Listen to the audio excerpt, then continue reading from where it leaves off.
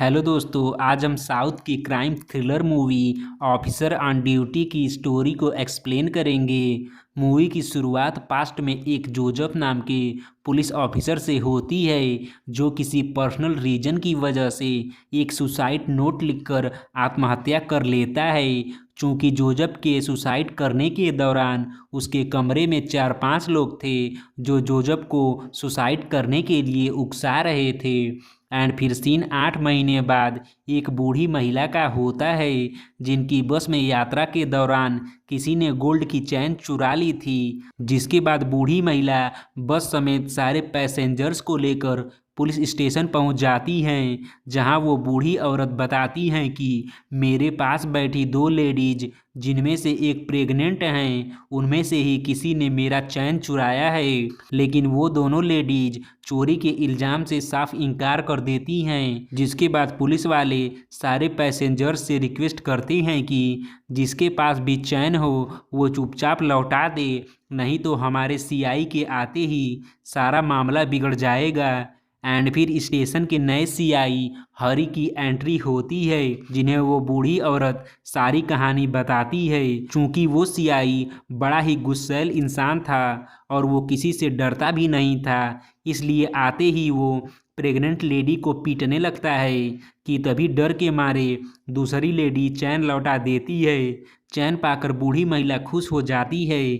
चूँकि हरी ने प्रेग्नेंट महिला की पिटाई की थी, इसलिए एक कांस्टेबल हरी से कहता है कि सर, आप उस बूढ़ी औरत का केस फाइल करके उस प्रेग्नेंट महिला का मेडिकल चेकअप करवा कर कंफर्म कर लीजिए कि कहीं उसे कोई गंभीर चोट तो नहीं लगी, क्योंकि अगर वो लेडी बाहर जाकर कंप्लेन कर देगी तो हम सब मुसीबत में फंस जाएंगे। लेकिन हरी उसे डांट देता है। आगे वो कांस्टेबल डर के मारे हरी के सीनियर एसपी साहुल से हरी की कंप्लेन कर देता है, जिसका पता जब हरी को लगता है तो वो पुलिस स्टेशन के सारे पुलिसकर्मियों को धमकाते हुए कहता है कि अगर किसी ने मेरे खिलाफ जाने की कोशिश की तो मैं उसकी ज़िंदगी नर्क बना दूंगा। एंड फिर तभी पुलिस स्टेशन में चंदू नाम का एक बस कंडक्टर आता है, जो हरी से कंप्लेन करता है कि सर, मैंने अपनी बेटी के बर्थडे पर उसे सोने की चेन गिफ्ट दी थी, लेकिन आज मेरी पत्नी की तबीयत ज़्यादा खराब हो गई है, जिसके इलाज के लिए मेरे पास पैसे नहीं थे, तो मैं वही सोने की चेन गिरवी रखने सुनार के पास गया था। लेकिन सुनार ने चैन को नकली बताकर गिरवी रखने से मना कर दिया, इसलिए मुझे शक है कि कहीं उस सुनार ने ही मेरी चेन तो नहीं बदल दी। एंड फिर चंदू चैन खरीदने की रसीद भी हरी को सौंप देता है। जिसके बाद हरी हॉस्पिटल में चंदू की वाइफ को देखने जाता है, जहां सच में चंदू की बीवी बीमार थी। वहां हरी की मुलाकात चंदू की बेटी से होती है, जिससे हरी अकेले में वो चेन दिखाकर पूछताछ करता है। चेन को देखते ही चंदू की बेटी झट से कहती है कि हाँ, यह चेन हमारी ही है। जिसके बाद हरी को समझ में आ जाता है कि चंदू की बेटी ने ही कुछ गड़बड़ किया है। जिसके बाद हरी उसे कस के डांटता है। तब चंदू की बेटी रोते हुए बताती है कि मैं एक लड़के से प्यार करती थी, जिसने मेरा एक अश्लील एमएमएस बना लिया था। उसी को डिलीट करने के बदले मुझे उसे चैन देना पड़ा और बचने के लिए मैंने उसकी जगह नकली चैन रख दी थी। एंड फिर चंदू उस चैन की फ़ोटो अपने ग्रुप में भेजकर सबको उसका पता लगाने को कहता है। शहर में सैकड़ों ज्वेलरी शॉप छानने के बाद पुलिस टीम को उस चैन के जैसी 2 चेनों का पता चल जाता है, जिसको हसीना नाम की लड़की ने ज्वेलरी शॉप में गिरवी रखा था। उनमें से एक चेन जोजफ नाम के पुलिस वाले ने अपनी बेटी के लिए खरीदी थी। आगे हरी जोजफ के घर जाता है, जहां उसकी बेटी चैन पहचान जाती है और कहती है कि ये चैन मुझसे एक चोर ने छीन लिया था। लेकिन हरी को उसकी बातों पर बिल्कुल भी विश्वास नहीं होता है। एंड फिर सीन पुलिस स्टेशन का होता है, जहां हरी चंदू को बताता है कि तुम्हारी बेटी का एक लड़के से चक्कर था, जो उसका अश्लील एमएमएस बनाकर उसे ब्लैकमेल कर रहा था, जिससे बचने के लिए ही तुम्हारी बेटी ने वो चैन चुराया था। लेकिन चंदू को हरी की बात पर बिल्कुल भी विश्वास नहीं होता, क्योंकि हरी को विश्वास था कि उसकी बेटी ऐसा गलत काम कभी नहीं कर सकती। एंड फिर हमें पता चलता है कि हरी अपने गुस्से की वजह से ही डिमोट होकर सीआई बना है। एंड फिर एक दिन हरी को फ़ोन आता है कि चंदू की बेटी ने आत्महत्या कर लिया है, जिसके तुरंत बाद हरी चंदू के घर जाता है, जहां चंदू हरी पर खूब चिल्लाता है और कहता है कि तुम्हारे गलत इल्ज़ामों की वजह से ही मेरी बेटी ने आत्महत्या कर लिया। एंड फिर हरी चंदू की बेटी की लाश को देखता है तो एकदम से घबरा जाता है और उसकी हालत बिगड़ने लगती है, मानो कि उसके साथ ऐसा पहले कभी हो चुका हो। जिसके बाद हरी के साथी उसे घर पहुंचा देते हैं, जहां हरी की पत्नी गीता हरी को देखकर एकदम से परेशान हो जाती है। एंड फिर हरी गीता से अपनी बेटी लीला के बारे में पूछता है, जो कि कुछ समय पहले ही आत्महत्या कर चुकी थी, जिस पर गीता कुछ नहीं बोलती है। तब हरी उसे मारने पीटने लगता है कि तभी गीता चिल्लाते हुए कहती है कि तुम्हारे गुस्से और डर की वजह से ही लीला ने आत्महत्या किया था। जिसके बाद सीन पास्ट में हरी का होता है, जिसने एक सत्या नाम के लड़के को अरेस्ट किया था, जिसने एएसआई थॉमस की 16 साल की बेटी को फंसाकर उसका अश्लील वीडियो रिकॉर्ड किया था।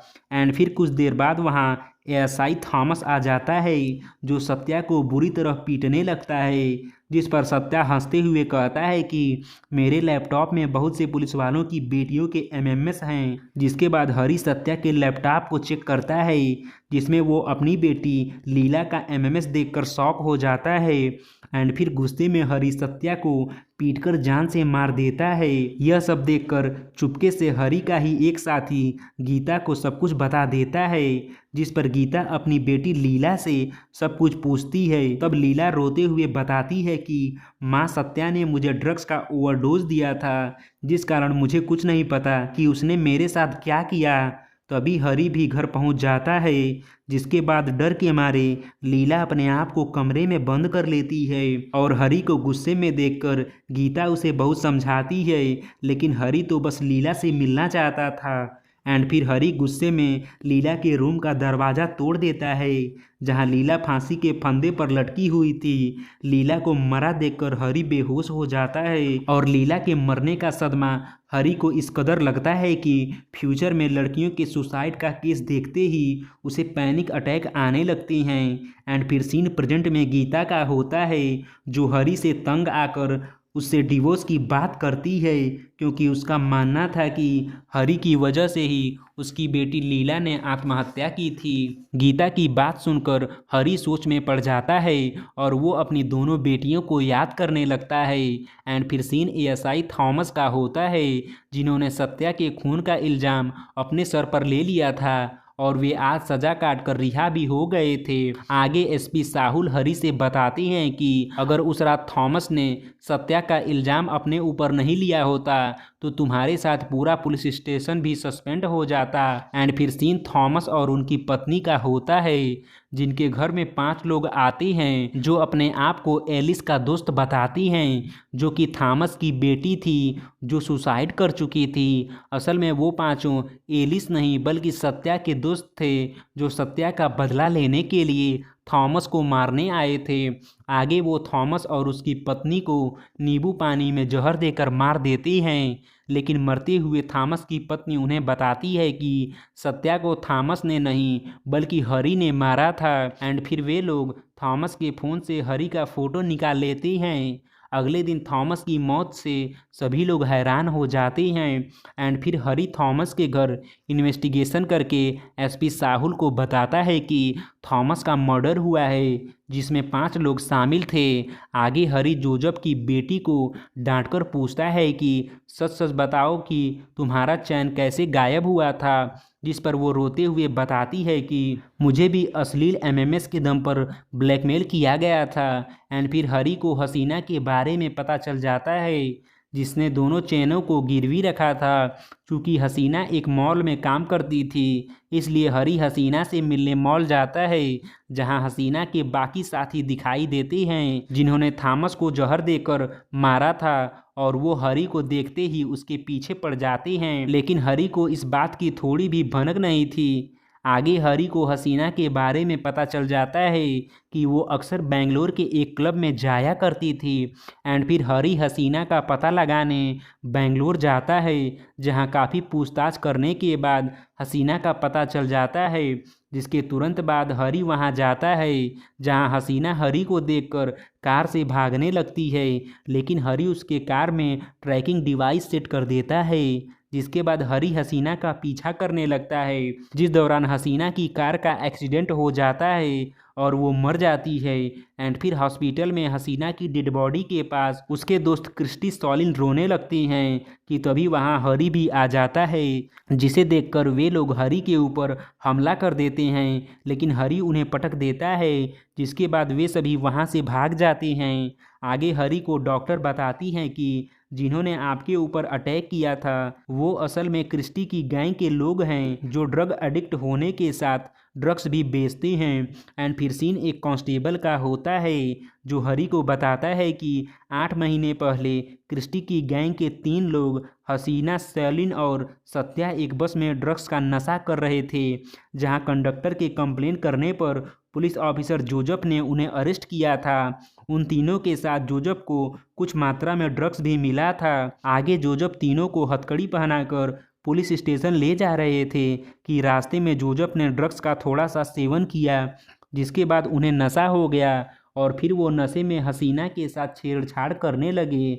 आगे उनका नशा इतना बढ़ गया कि उन्होंने गाड़ी को जंगल में रोककर हसीना और सेलिन के साथ दुष्कर्म भी किया, जिन्हें ऐसा करता हुआ सत्या देखकर रो रहा था। इसी कारण सत्या ने जोजफ की बेटी के साथ जोजफ का भी मर्डर कर दिया। ये सारी घटना हरी और साहुल डीएसपी को बता रहे थे। एंड फिर चंदू बस कंडक्टर को बुलाकर सत्या का फोटो दिखाकर उसके बारे में पूछता है। सत्या की फोटो देखकर चंदू बताता है कि एक दिन इस लड़के के साथ 2 लड़कियां भी थी जो मेरी बस में ड्रग्स ले रहे थे, जिनकी कंप्लेंट मैंने जोजफ सर से भी की थी। चंदू की बातें सुनकर एसपी साहुल चंदू से बताते हैं कि उन्हीं लोगों की वजह से ही तुम्हारी बेटी की जान गई है, लेकिन चंदू मानने को बिल्कुल भी तैयार नहीं था। वो तो बस हरी को सजा दिलवाना चाहता था। आगे हरी और एसपी साहुल को चंदू और जोजफ का केस तो समझ में आ जाता है, लेकिन वो इस बात से परेशान थे कि हरी की बेटी लीला का भी हाल चंदू और जोजफ की बेटी जैसा क्यों हुआ। एंड फिर हरी और एसपी साहुल गीता को सत्या की फ़ोटो दिखाते हैं। सत्या की फ़ोटो देखकर गीता बताती है कि जब वो लीला के साथ बस में जा रही थी तो उसके बगल में ही सत्या, सेलिन और हसीना बैठकर ड्रग्स ले रही थीं। उन्हें ड्रग्स लेता देखकर मैं उन्हें रोकने गई, लेकिन वो लोग इतना नशे में थे कि वो मुझे मारने लगे। तभी वहाँ बस का एक कंडक्टर आ गया जिसने मुझे बचाकर पुलिस को फ़ोन किया।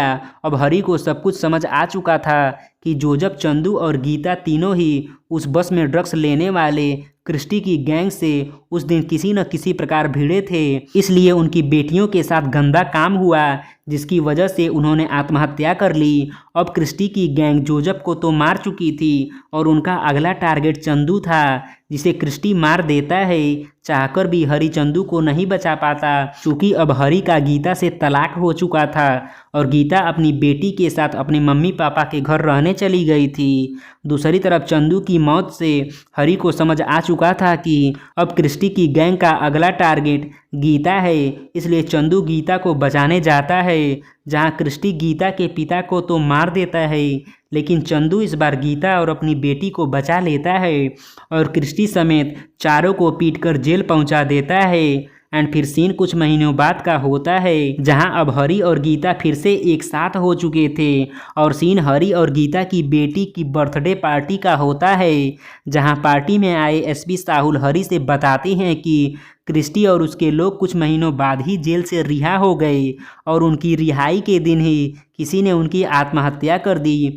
जिसके बाद सीन फ्लैशबैक में क्रिस्टी के रिहाई का होता है, जहां चारों रिहा होने के बाद ड्रग्स लेकर हरी को मारने का प्लान बना रहे थे, लेकिन ड्रग्स लेते ही थोड़ी देर में उनकी मौत हो जाती है। जिसके बाद हमें पता चलता है कि हरी ने ही चारों को मारने के लिए उनके ड्रग्स में जहर मिला दिया था, क्योंकि हरी नहीं चाहता था कि अब क्रिस्टी और उसके लोग किसी अन्य लड़की की ज़िंदगी बर्बाद करें। धन्यवाद।